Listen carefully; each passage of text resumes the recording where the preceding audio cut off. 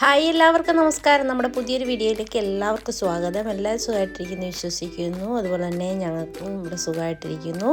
അപ്പോൾ ഇന്നലെയൊക്കെ ഭയങ്കര മഴയായിരുന്നു. ഇവിടെ ഒമാനിൽ ന്യൂനമർദ്ദം വന്നതിൻ്റെ ആണെന്ന് തോന്നുന്നു. ഇവിടെ ഭയങ്കര മഴയും അതുപോലെ തന്നെ വെള്ളപ്പൊക്കമൊക്കെ ആയിരുന്നു.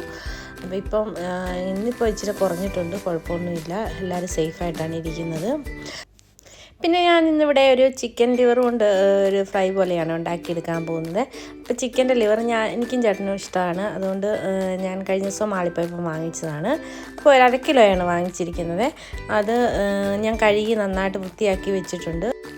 ഒരു ഫ്രൈയിങ് പാൻ അടുപ്പത്ത് വെച്ചിട്ടുണ്ട്. ചൂടായി വന്നപ്പോൾ അതിലേക്ക് ആവശ്യത്തിനുള്ള വെളിച്ചെണ്ണയാണ് ഒഴിച്ചു കൊടുത്തിരിക്കുന്നത്. വെളിച്ചെണ്ണ ചൂടായി വന്നപ്പോൾ അതിലേക്ക് കുറച്ച് കറിവേപ്പിലയും കൂടെ ഞാൻ ഇട്ട് കൊടുത്തിട്ടുണ്ട്. കറിവേപ്പിലയും കൂടെ ഒന്ന് മൂത്ത് വരട്ടെ. അപ്പോൾ 1/2 കിലോ ആയതുകൊണ്ട് ഞാനൊരു 1.5 സവോളയെ എടുത്തിട്ടുള്ളൂ. 1.5 സവോളയും ഒരു ചെറിയ കഷ്ണം ഇഞ്ചി അരിഞ്ഞതും അതുപോലെ തന്നെ ഒരു 2-3 ചുള വെളുത്തുള്ളി അരിഞ്ഞതും കൂടെയാണ് ഇതിനകത്ത് എടുത്തിരിക്കുന്നത്.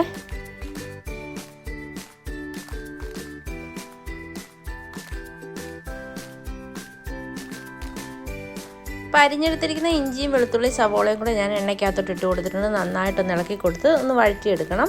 അപ്പോൾ ഒത്തിരി വഴന്നെടുക്കേണ്ട കാര്യമില്ല, കാരണം നമ്മളിതിലേക്ക് ചിക്കൻ്റെ ലിവർ ഇട്ട് കൊടുത്ത് വേവിച്ചെടുക്കുവാണ്. അടുപ്പത്ത് തന്നെ വേവിച്ചെടുക്കുന്നതാണ്.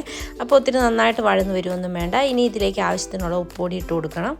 അപ്പോൾ അതും കൂടെ ഇട്ട് കൊടുത്തിട്ട് നമുക്ക് നന്നായിട്ടൊന്ന് ഇളക്കി യോജിപ്പിച്ചെടുക്കാം. ഇത് ചെറിയ രീതിയിലൊന്ന് കളർ മാറി വന്നാൽ മതി. ആ സമയത്ത് നമുക്ക് ബാക്കി ചേരുവകളൊക്കെ ചേർത്ത് കൊടുക്കണം. അപ്പോൾ ഞാനിതിലേക്ക് ഉപ്പിട്ട് കൊടുത്തിട്ടുണ്ട്. ഇനി നന്നായിട്ട് ഇളക്കി കൊടുക്കാം.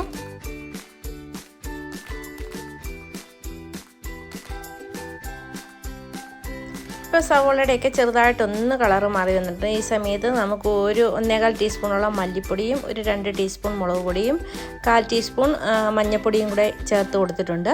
അപ്പോൾ അത് നന്നായിട്ടൊന്ന് മൂപ്പിച്ചെടുക്കാം. എരിവിനാവശ്യമായ പൊടികളൊക്കെ മുളക് പൊടിയും അതുപോലെ തന്നെ പച്ചമുളകൊക്കെ ചേർത്ത് കൊടുക്കണം. ഞാനിതിലേക്ക് പച്ചമുളകൊന്നും ചേർത്ത് കൊടുത്തിട്ടില്ല, മുളക് പൊടി മാത്രമേ ചേർത്ത് കൊടുക്കുന്നുള്ളൂ. പിന്നെ ആവശ്യത്തിന് കുരുമുളക് പൊടിയാണ് നമ്മളിതിലേക്ക് ചേർത്ത് കൊടുക്കേണ്ടത്. അപ്പോൾ അതുകൊണ്ട് ഞാൻ കുറച്ച് ഒരു മുളക് പൊടിയേ ചേർത്ത് കൊടുത്തിട്ടുള്ളൂ.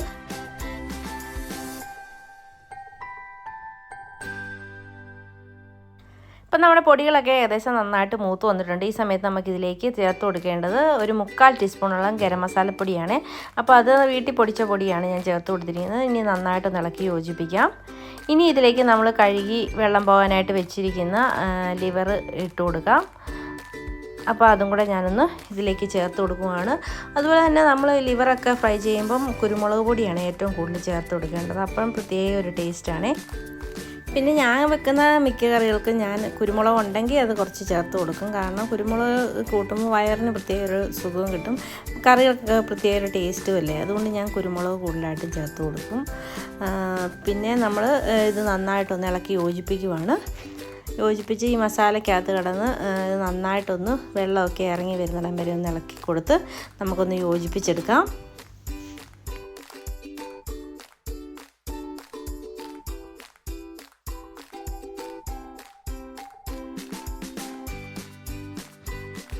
അപ്പോൾ നമ്മളിതിലേക്ക് ഉപ്പ് ചേർത്ത് കൊടുത്തിട്ടില്ല. ഇനി ഇതിലേക്ക് ആവശ്യത്തിനുള്ള ഉപ്പ് ചേർത്ത് കൊടുക്കുവാണ്. സവോളയ്ക്ക് മാത്രം കുറച്ച് ഉപ്പിട്ട് കൊടുത്തിട്ടുള്ളത്. അപ്പോൾ ഇതിനാവശ്യമായ ഉപ്പും കൂടെ ചേർത്ത് കൊടുത്തിട്ടുണ്ട്. ഇനി നന്നായിട്ട് ഇളക്കി കൊടുക്കാം. അതിന് ശേഷം ഇനി നമുക്കിതിലേക്ക് ആവശ്യത്തിനുള്ള കുരുമുളക് പൊടിയും കൂടെ ചേർത്ത് കൊടുക്കണം. കുരുമുളക് പൊടി നമ്മൾ ഇതുവരെ ചേർത്ത് കൊടുത്തിട്ടില്ല. അപ്പം ഞാനൊരു 2 ടീസ്പൂണോളം കുരുമുളക് പൊടി ഇപ്പോൾ ചേർത്ത് കൊടുക്കുന്നുണ്ട്. പിന്നെ നമുക്ക് എല്ലാം റെഡിയായി കഴിയുമ്പോൾ കുറവുണ്ടെങ്കിൽ ഇച്ചിരിയും കൂടി ഇട്ട് കൊടുക്കാം.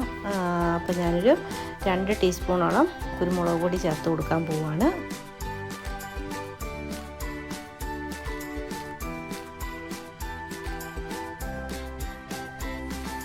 ഇനി ഇത് നന്നായിട്ട് നമുക്ക് ഇളക്കി ഒന്ന് മിക്സ് ചെയ്തെടുക്കണം. മിക്സ് ചെയ്തതിന് ശേഷം ഇതിലേക്ക് ഈ ലിവറൊക്കെ ഒന്ന് വെന്ത് വരാൻ ആവശ്യമായ വെള്ളം ചേർത്ത് കൊടുക്കാം നമുക്ക്. അപ്പോൾ ഒരു കപ്പോളം വെള്ളം ചേർത്ത് കൊടുക്കുന്നുണ്ട്. അപ്പോൾ അതും കൂടെ ചേർത്ത് കൊടുത്തിട്ട് നമുക്കിന്ന് ഈ മൂടി വെച്ച് ഒരു മീഡിയം ഫ്ലെയിമിൽ വെച്ച് ഇതൊന്ന് വേവിച്ചെടുക്കാം.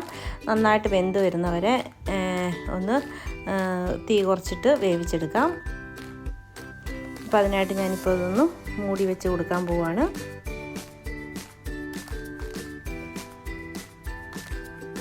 ഒരു പകുതി പരിവായി വരുന്ന സമയത്ത് നമുക്കിതിലേക്ക് കുറച്ച് തക്കാളിയും കൂടെ ചേർത്ത് കൊടുക്കണം. ഞാൻ ആ തക്കാളി ഇടുന്ന വീഡിയോ എടുക്കാനായിട്ട് മറന്നുപോയി. അപ്പോൾ അതും കൂടെ ഞാൻ ഇട്ട് കൊടുത്തിട്ടുണ്ട്. ഇപ്പം നമ്മുടെ കറി ഏകദേശം നല്ല പരിവായി വന്നിട്ടുണ്ട്. നല്ല അടിപൊളി ടേസ്റ്റുള്ള കറിയാണ്. ഇതേ രീതിയിൽ നിങ്ങളെല്ലാവരും ഒന്ന് ട്രൈ ചെയ്ത് നോക്കണേ. ട്രൈ ചെയ്ത് നോക്കി നിങ്ങൾക്ക് ഇഷ്ടപ്പെടുകയാണെങ്കിൽ എൻ്റെ ചാനലൊന്ന് സബ്സ്ക്രൈബ് ചെയ്യാനും ലൈക്ക് ചെയ്യാനും ഷെയർ ചെയ്യാനും മറക്കരുത്. അതുപോലെ തന്നെ സബ്സ്ക്രൈബ് ചെയ്യാതെ ആരെങ്കിലും കാണുന്നുണ്ടെങ്കിൽ പ്ലീസ് ഒന്ന് സബ്സ്ക്രൈബ് ചെയ്യണം കേട്ടോ. ഇതുപോലുള്ള ചെറിയ ചെറിയ കുക്കിംഗ് വീഡിയോസും വ്ളോഗ്സും ഒക്കെ ആയിട്ട് വരുന്നവരെല്ലാവർക്കും താങ്ക് യു.